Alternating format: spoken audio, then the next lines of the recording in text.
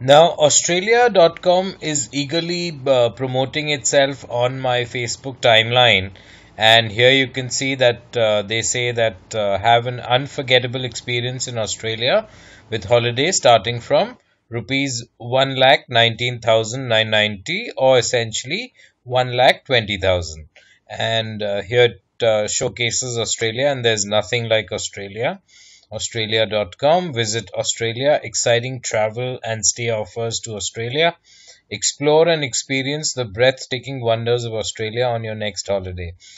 And there's a link to Australia.com. Now, see, I've never been to Australia. I would absolutely love to go. And my mother, she's so much in awe of the koalas, the kangaroos, and essentially all that Australia stands for, the lovely places. And see, because Australia and India somehow, thanks to all the cricket that takes place and a lot of business activities also between India and Australia. So, taking all of that into consideration, Australia somehow invariably in the news all too often, practically all the time there's something. Even right now, as I speak, there's an India Australia cricket series taking place, and India lost the series unfortunately, but won the last game, and overall mixed emotions, but fine.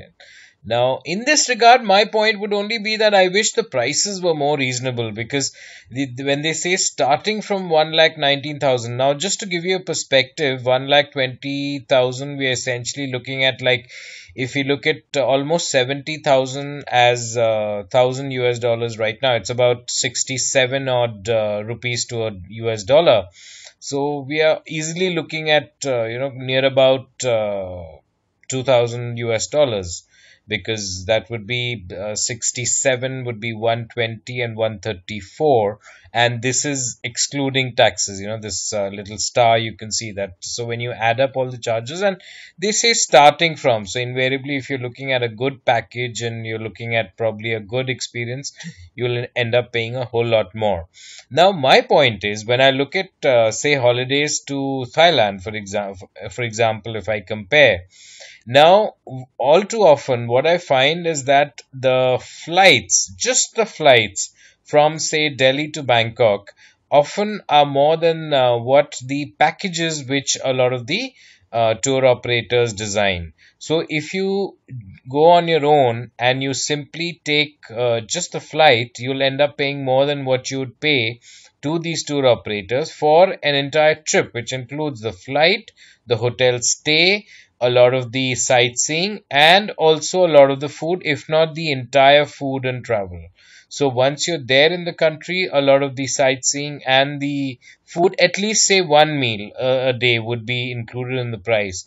So if to Australia, if they can get more reasonable, because if I talk about flight prices right now, like Air India even has direct flights now to Sydney and Melbourne. They are, of course, not in this price range at all. They are far more reasonable. They are probably in the range of around, say, about 60,000 odd.